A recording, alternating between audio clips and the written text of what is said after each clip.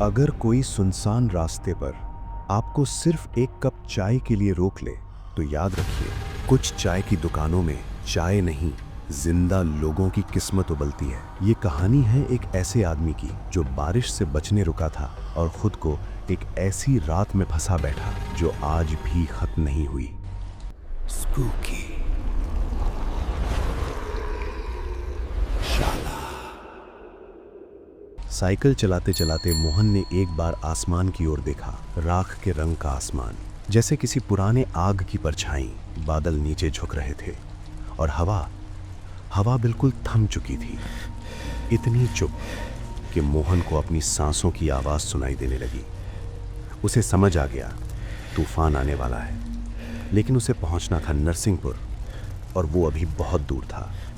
उसने पेडल पर जोर दिया, पर तभी बिजली कड़की, फिर दूसरी और फिर मूसलधार बारिश। सड़क पानी की परत में गायब हो गई। कोई और रास्ता न देखते हुए वो एक घने पेड़ के नीचे रुका, लेकिन बारिश मानो उसी को ढूंढ रही हो। हे भगवान, आज बचा लो। कुछ देर में बारिश थमी, लेकिन सड़क अब सड़क जैसी नहीं थी। कीचड़, गड्ढे और दिशाओं का कोई भरोसा नहीं। मजबूरी में वो साइकिल घसीटता हुआ आगे बढ़ने लगा और तभी उसे एहसास हुआ वो रास्ता भटक चुका है। ये रास्ता नरसिंहपुर का नहीं है। क्या आप रास्ता भटक गए हैं बाबू? मोहन चौंक गया। धुंध के भीतर एक आदमी खड़ा था। चेहरा साफ नहीं दिख रहा था, बस आवाज बहुत ज्यादा शांत। मैं कालू हूं, यहीं पास चाय की दुकान चलाता हूं। मुझे नरसिंहपुर जाना है। नहीं जा पाएंगे, रास्ता बंद है, पेड़ गिरा है। थोड़ा रुक कर बोला, पास ही मेरी दुकान है, फिर से बारिश शुरू हो जाएगी। मोहन ने आसमान देखा। बादल फिर गरज रहे थे। उसने सिर हिला दिया। जैसे जैसे वो आदमी के पीछे चला, गीली हवा में एक अजीब सी गंध भरने लगी, जली हुई लकड़ी की और कुछ सड़ा हुआ। एक पुराना गूलर का पेड़, उसके पास एक झोंपड़ी, अंदर जलती एक लालटेन। इतनी सुनसान जगह और चाय की दुकान। बैठिए बाबूजी। मोहन बैठ गया, अपने बैग को कसकर पकड़े हुए। बाहर तूफान था, अंदर लालटेन की लौ हिल तक नहीं रही थी। चाय पीजिए, आज रात यहीं रुकना पड़ेगा। मोहन का दिल तेज धड़कने लगा। उसे लगा जैसे झोंपड़ी की दीवारें धीरे धीरे पास आ रही हों। नुपुरों की हल्की आवाज, कजरी, धीमे कदम, झुकी आंखें। पान खाइए बाबू। तभी एक तीखी गंध, कच्चे खून जैसी। तेज हवा चली, ओढ़नी सरकी। उसके गले पर खून की पतली धार और पलक झपकते ही वो गायब। रात बहुत गहरी थी। झींगुरों की आवाज, दूर सियार की चीख और पेड़ पर बैठा उल्लू।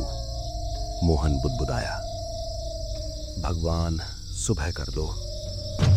अचानक एक भयानक चीख। मोहन उछलकर बैठ गया। सिर्फ एक हाथ की दूरी पर एक आदमी गले में रस्सी डाले झूल रहा था। बुरा सपना बाबू। कालू मचान पर बैठा था। गर्मी है, नींद नहीं आएगी, एक कहानी सुनाता हूं। 3 साल पहले इसी जगह एक चाय की दुकान थी। दुकानदार की पत्नी बहुत सुंदर थी। एक ग्राहक उस पर नजर रखने लगा। एक दिन जब दुकानदार बाजार गया, घर में वो अकेली नहीं थी। शाम को लौटते ही जो उसमें देखा, उसके बाद उस घर में सिर्फ चीखें बची, गला कटा, रस्सी और आग। उस रात सब कुछ चल गया। सुबह हो रही है बाबू, हमें भी जाना होगा। मोहन चुपचाप निकल पड़ा।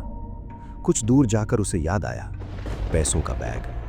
वो वापस लौटा, लेकिन झोंपड़ी नहीं थी, सिर्फ जली हुई राख। आप शायद ये ढूंढ रहे हैं।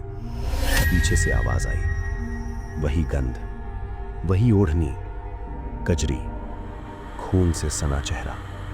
मोहन की आंखों के सामने अंधेरा छा गया और वो साइकिल समेत जमीन पर गिर पड़ा।